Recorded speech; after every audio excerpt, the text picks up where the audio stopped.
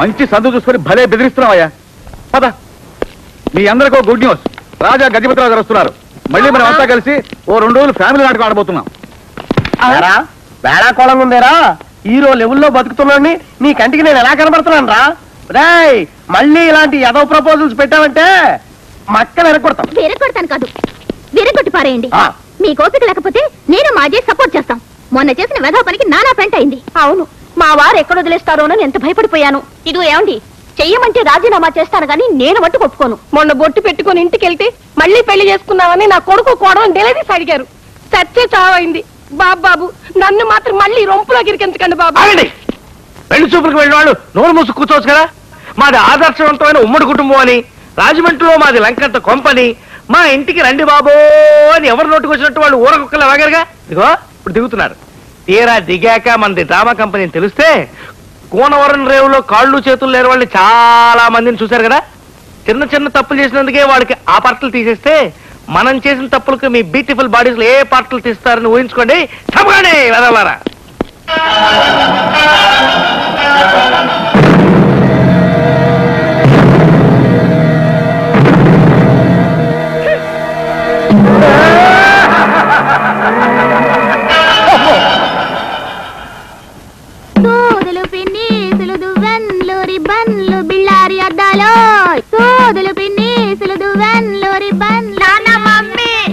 ఇప్పుడు మనకి ఏ కనెక్షన్ లేదు. ఆయన అమ్మా కళ్ళు లేని కబోది బాబు. అవును బాబు, అయితే ధర్మం చేయి బాబు. పైసేటి ఇదిగో 5 రూపీస్. పిల్ల చూస్తే సూపర్ గా ఉంది. కళ్ళ పైన గజపతిరావు గారు పీకించేశారు నాయన. అలాగా, లేకపోతే నేనే కీప్ చేసేవాడు. చచ్చినోడా.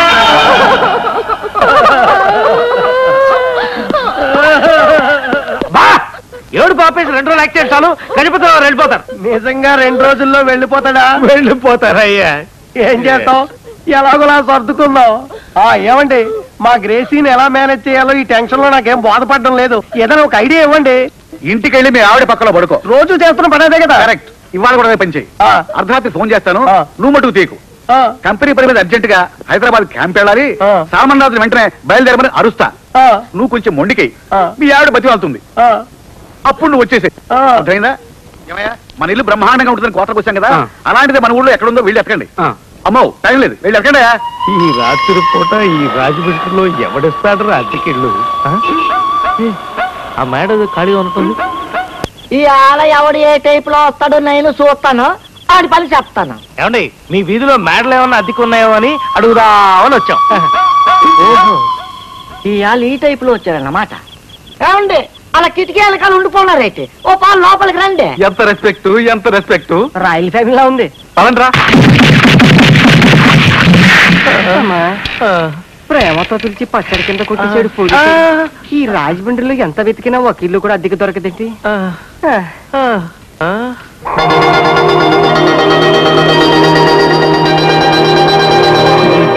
సూట ఇల్లు ఉందిరా.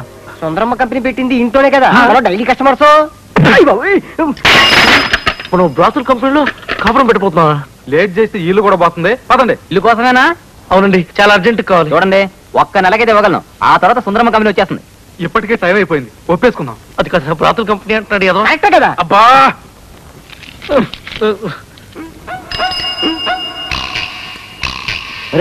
ఇంతకు ముందు అక్కడ చూసినట్లేదు. కొత్తగా కంపెనీ పెట్టబోతున్నారేమో బాసు. మరి కొత్తగా కంపెనీ పెట్టేటప్పుడు ముందుగా మనల్ని కలుసుకుని పర్మిషన్ తీసుకోవాలా వద్దా? కరెక్ట్ అనుకో, నువ్వు ఎదవని ముందుగానే వాళ్ళకి తెలిసిపోయిందేమో.